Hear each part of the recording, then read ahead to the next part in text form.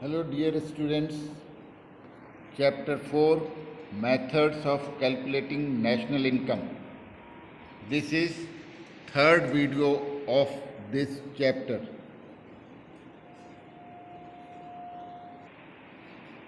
Methods of Measuring National Income में आज हम पढ़ने जा रहे हैं expenditure method of measuring national income.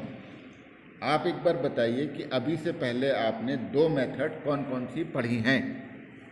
आपको ध्यान होगा हमने सबसे पहले पढ़ा था प्रोडक्ट मेथड, फिर हमने पढ़ा था इनकम मेथड। आज हम पढ़ रहे हैं expenditure method.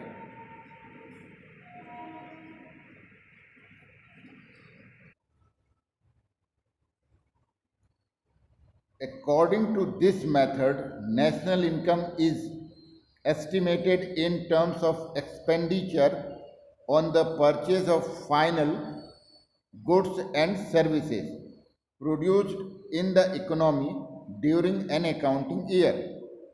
Since final expenditure comprises C for consumption and I for investment, it is also called consumption and investment method or income disposal method.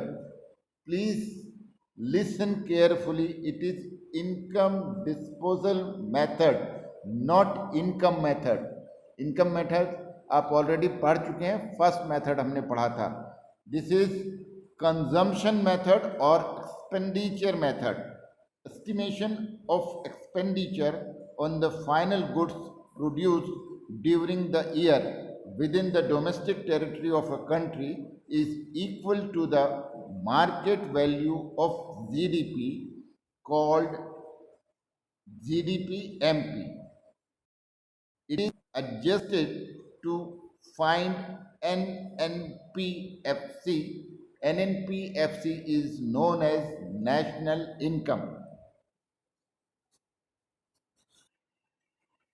Classification of final expenditure. Final expenditure as expenditure on the purchase of domestically produced final goods and services during an accounting year. Final expenditure is broadly classified into four categories: private final consumption expenditure, second, government final consumption expenditure G, third, investment expenditure I, and fourth, net export. Now we will study in details. What is private final consumption expenditure? It refers to expenditure on final goods and services by the individuals, household, and non-profit private institutions serving societies like Helpage, Red Cross, etc. It includes consumer services, consumer non-durable goods, that is goods which are not repeatedly used like butter and milk. एक बार आपने milk consume कर लिया, you cannot use it again. Consumer durable goods which are repeatedly used for several years like furniture. आप class में desk में बैठते हैं, बार बार use होती है। वॉशिंग मशीन आप हर दिन इस्तेमाल करते हैं वॉशिंग मशीन का, इन्हें हम कंज्यूमर ड्यूरेबल गुड्स बोलते हैं, जिन्हें हम रिपीटेडली यूज कर सकते हैं फॉर सेवरल ईयर्स। ये हुआ प्राइवेट फाइनल कंजम्पशन एक्सपेंडिचर। इन पर जो खर्च किया जाएगा वो प्राइवेट फाइनल कंजम्पशन एक्सपेंडिचर के नाम से जाना जाता है, and we denote it by C. Government final consumption expenditure, we denote it by G.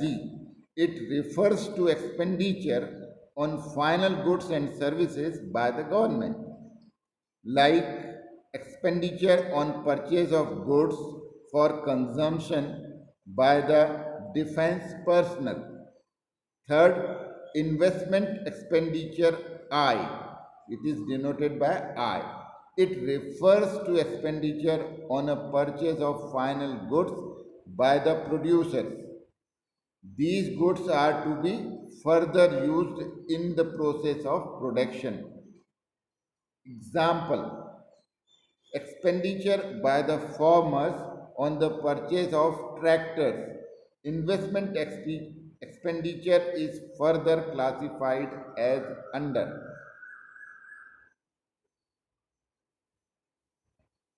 Fixed investment. Fixed investment refers to expenditure by the producers on the purchase of fixed assets like plant and machinery.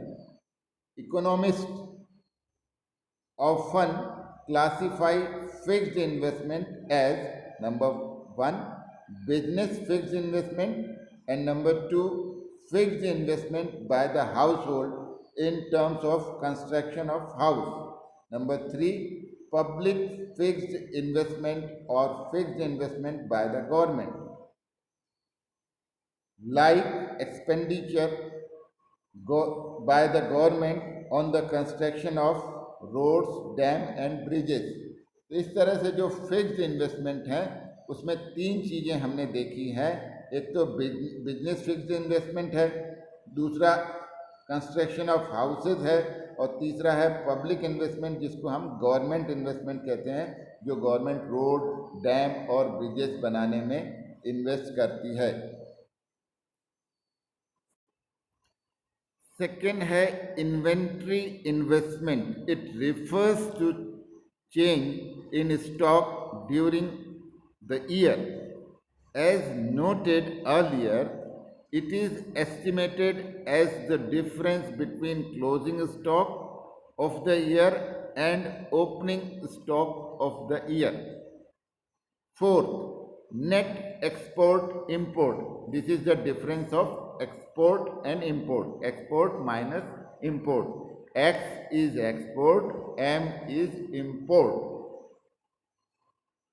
Net export refers to the difference between the export and imports during an accounting year.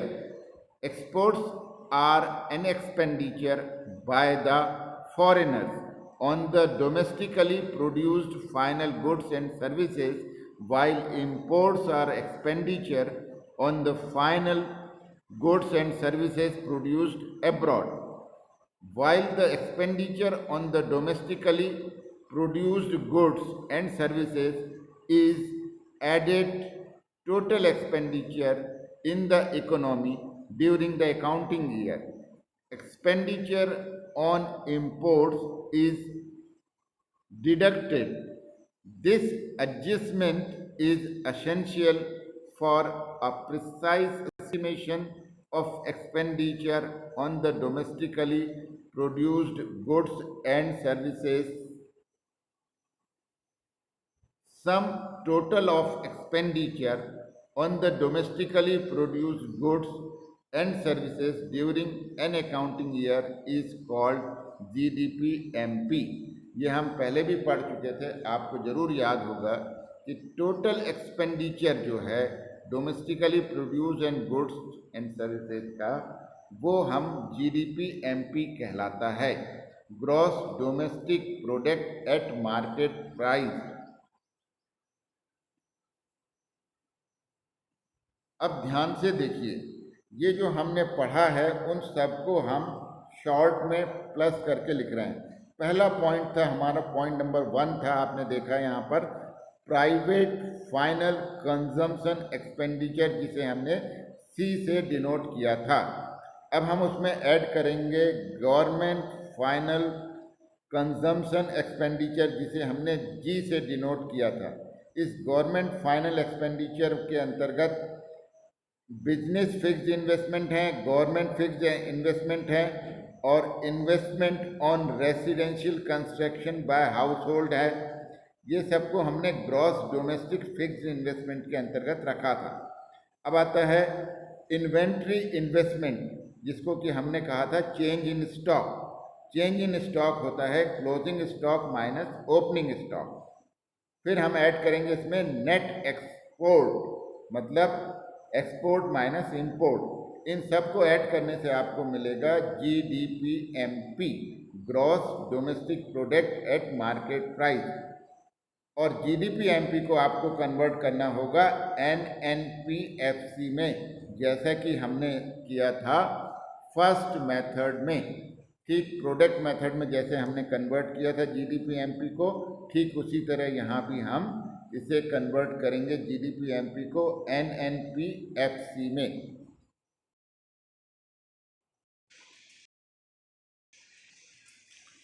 Gross domestic fixed investment is also called gross domestic fixed capital formation, as investment implies capital formation or adding to the stock of capital.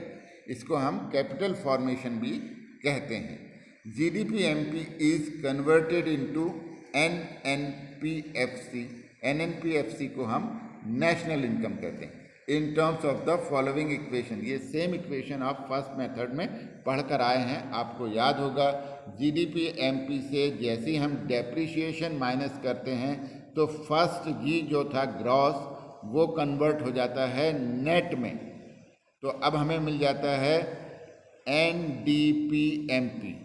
और जब हम market price में से taxes minus कर देते हैं तो वो बदल जाता है FC में, यानी ये बदल जाता है फैक्टर कॉस्ट में। अब हमें मिल गया NDPFC। फर्स्ट वीडियो में भी इस बात को समझाया गया है थोड़ा ज़्यादा डिटेल में।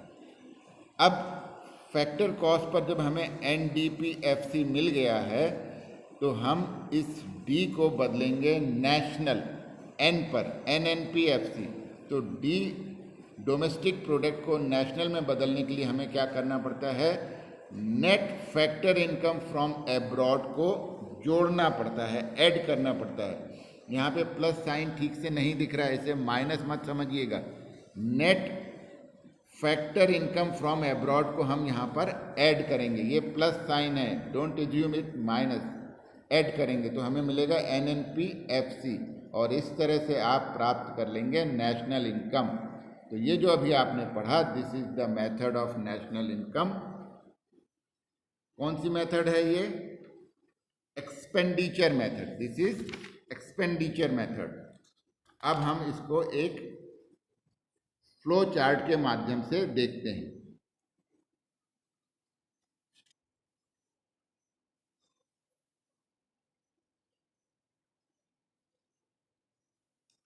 Measurement of national income using expenditure method का ये फ्लो चार्ट है।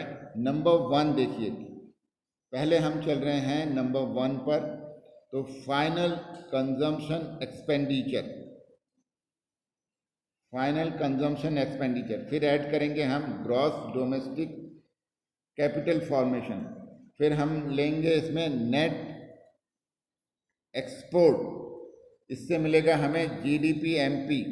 उसमें से हम माइनस करेंगे डेप्रिसिएशन, फिर उसमें से हम माइनस करेंगे इनडायरेक्ट टैक्सेस, फिर हम ऐड करेंगे net factor income from abroad NFIA, तो हमें मिल जाएगा नेशनल इनकम। अब हमें क्या करना है, फिर से इसे हम समझते हैं।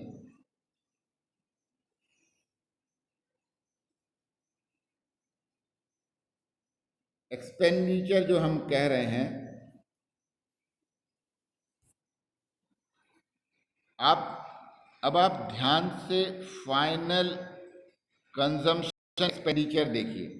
1 के नीचे आपको मिलेगा एरो मार्क किया हुआ प्राइवेट फाइनल एक्सपेंडिचर। इसमें प्लस करेंगे हम government final consumption expenditure. Private और फाइनल दोनों को ऐड करेंगे तो हमें टोटल मिलेगा फाइनल कंजम्पशन एक्सपेंडिचर। नंबर 2 के नीचे आप देखेंगे 2 टर्म्स हैं। नंबर 2 के नीचे देखिए gross domestic fixed capital formation और change in stock. Change in stock और ग्रॉस डोमेस्टिक कैपिटल फॉर्मेशन, इन दोनों को ऐड करेंगे तो ग्रॉस डोमेस्टिक कैपिटल फॉर्मेशन मिलेगा। लेकिन डोमेस्टिक कैपिटल फॉर्मेशन के अंतर्गत तीन बातें आती हैं जो हम पढ़कर आ चुके हैं: business fixed investment, government fixed investment और construction of houses by the household. उसी तरह से नेट एक्सपोर्ट के नीचे आप समझ गए हैं एक्सपोर्ट माइनस इंपोर्ट करना पड़ेगा। नेट का मतलब ही होता है डिफरेंस। इससे मिलेगा हमें जीडीपी एमपी। तो जब क्वेश्चन में अगर आपको डायरेक्ट फाइनल एक्सपेंडिचर दिया है तो 1 को ऐड कर देंगे आप 2 में। अगर डायरेक्ट फाइनल एक्सपेंडिचर नहीं दिया है तो आपको प्राइवेट दिया होगा और गवर्नमेंट एक्सपेंडिचर दिए होंगे।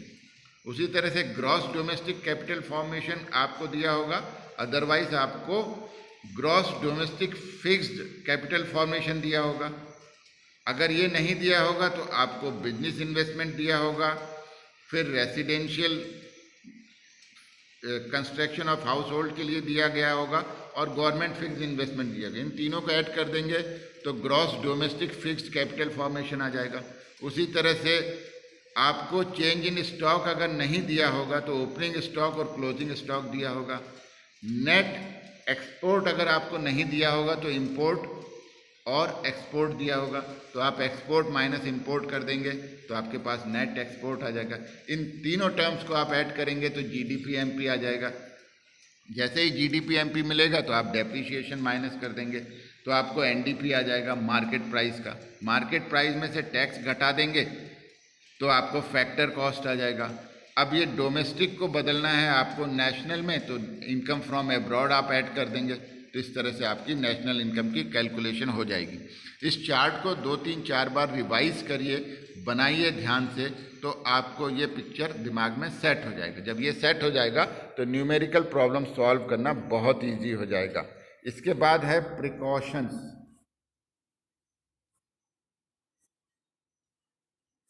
तो प्रिकॉशंस को आप ध्यान से देखेंगे। Precautions regarding expenditure method. Only final expenditure is to be taken into account to avoid error of double counting. Expenditure on second hand goods is not to be included.